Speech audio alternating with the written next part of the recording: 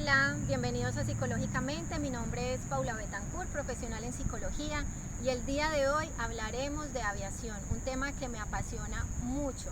El tema central es: ¿influye mi personalidad si quiero trabajar en aviación? La respuesta es sí, mucho, un montón.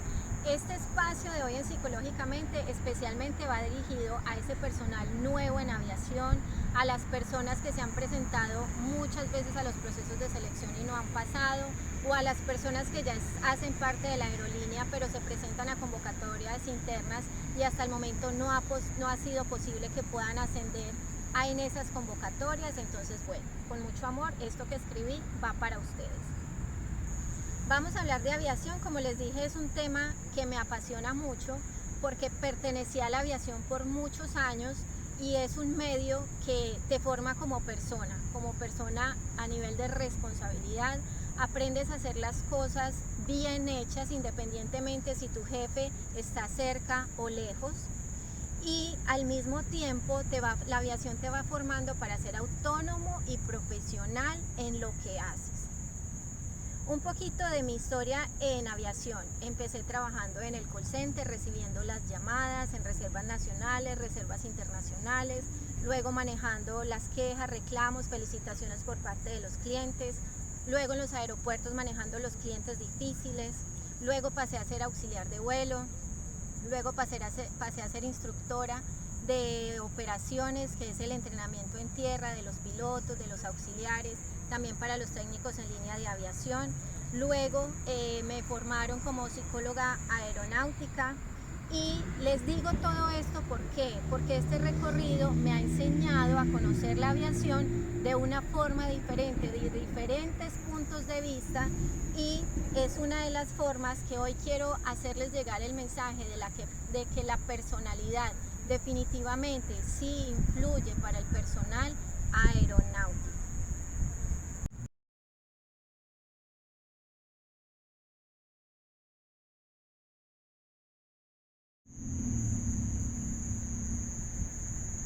Bueno, entonces, ¿influye mi personalidad si quiero trabajar en aviación? Como les dije al principio, la respuesta es sí. La verdad, está comprobado que el 90% de aptitud vocacional para el personal aeronáutico está soportado o fundamentado en dos pilares importantes. El primero son los rasgos de personalidad y el segundo, los indicadores clínicos, que son los aspectos más profundos de tu personalidad. Ya les voy a ir contando un poquito más de eso. Empecemos diciendo que la aviación no es para todo el mundo. Se los quiero leer. Y no porque sea un gremio elitista, es especializado, que es diferente, y precisamente eso lo hace tan especial. ¿Cómo así? Bueno, no es para todo el mundo porque mucha gente quiere volar o trabajar en tierra, y cuando se dan cuenta que toca trasnochar, que toca madrugar para sacar el vuelo de las 4, de las 5 o 6 de la mañana, lo que significa que te tienes que levantar a la 1, 2 o 3 de la mañana, ya eso es complejo. Porque en la madrugada es cuando entramos en la etapa profunda del sueño, que se llama REM, que es cuando estás descansando mental y físicamente, pero tú a las 2, a la 1, a las 2 o a las 3 de la mañana te tienes que levantar, y sí o sí te tienes que levantar.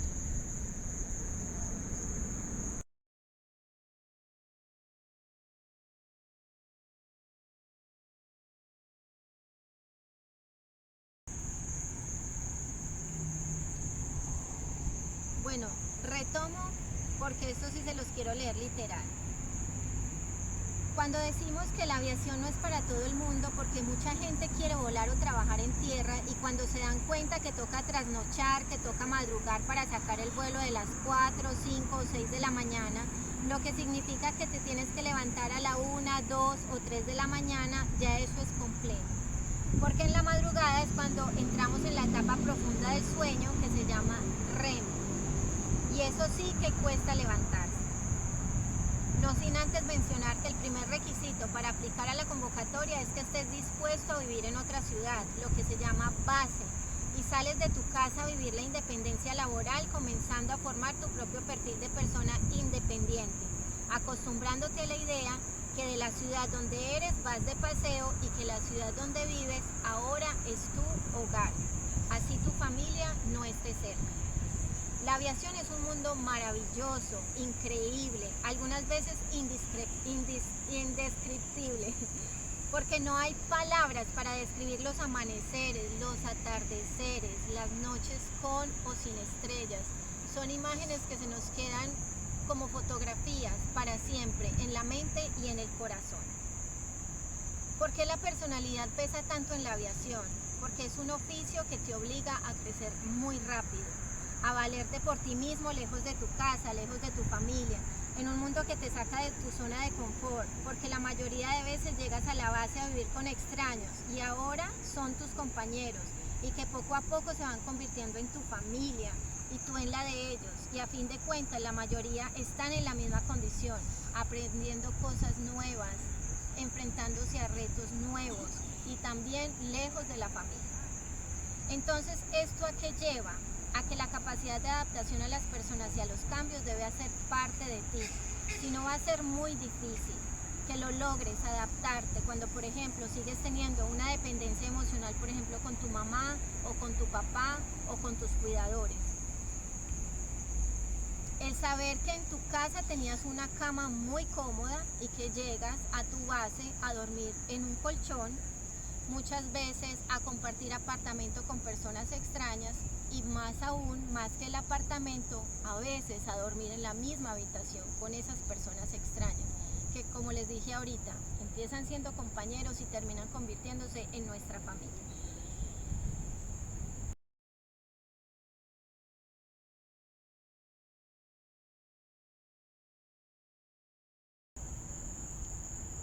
Y en este periodo de la historia, o en este principio de la historia, es donde mucha gente desiste, se agobia, se cansa, porque tienen una imagen de la aviación totalmente diferente.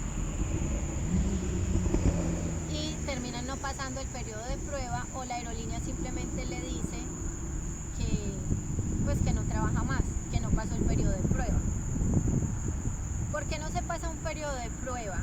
Una de las razones principales es por la capacidad de adaptación a las nuevas cosas, a las personas, a la aeronave, al aeropuerto, a la capacidad de adaptación, como les decía ahorita, a levantarse temprano, a acostarse tarde, a los cambios de uso horario, a comer parado, a hacer un vuelo Medellín-Cartagena y que vas a Cartagena de pie porque no tienes espacio para sentarte. Espacio no es porque no tengas tu jamseat o tu silla, sino porque todo el tiempo debes estar pendiente de los pasajeros si necesitan algo o si hay algún tema de seguridad.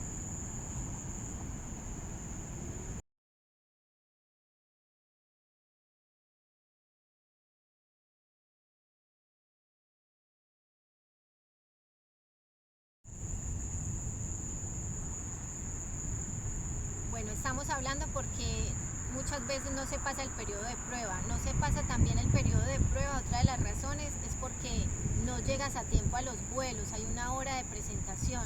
En algunas aerolíneas prestan el servicio del transporte y no, pues garantizando que el tripulante o que la persona, el agente de tierra llegue, el asistente de tierra llegue a tiempo, porque se debe llegar antes que los pasajeros para tener todo organizado, para hacer el prevuelo, para reunirte con la tripulación, para hacer el briefing, que es la reunión que se hace entre la tripulación y los compañeros antes de que lleguen los pasajeros.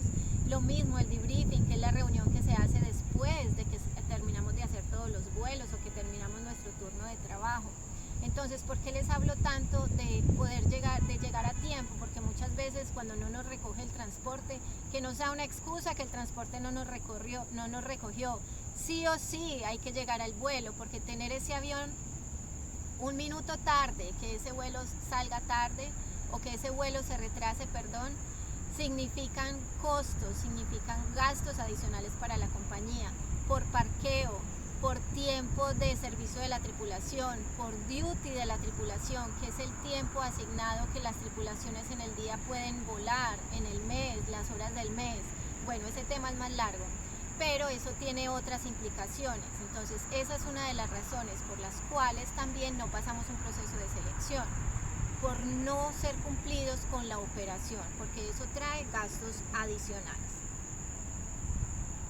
Ahora, cuando hablamos de esta parte, sí existe una figura de reserva, que es la persona que está como backup, como reserva en el aeropuerto en caso de que a alguien de la tripulación le pase algo, pero no se puede estar utilizando la reserva porque la misma persona siempre llega tarde a los vuelos, no es una justificación. Entonces sí o sí toca ser muy cumplido, y por más que uno lleve volando o trabajando en aviación muchos años, créanme que uno nunca se acostumbra a levantarse a las 2, a las 3 de la mañana, pero si es una decisión que tomaste, pues la asumes, así sea poniendo 10, 12, 13, 15 alarmas para que te puedas levantar y puedas ser responsable con el vuelo.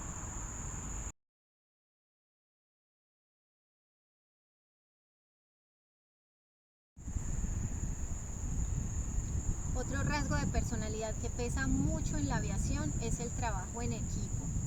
¿Por qué? Porque hay algo que se llama Crew Resource Management, que tiene que ver con todo el buen uso y manejo de los recursos de cabina, y esto incluye la tripulación, las personas. Entonces, independientemente de que tenga feeling o no con mi compañero, de que me la lleve bien o no con mi compañero o con mi compañera, sí o sí nos vamos a tener que comunicar, sí o sí vamos a tener que trabajar juntos.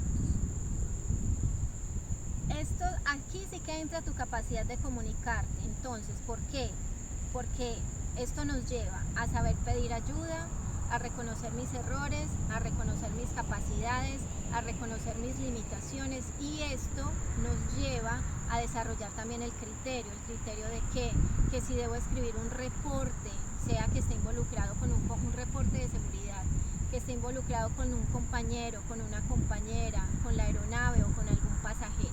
Por eso es importante tener clara esa parte del Crew Resource Management.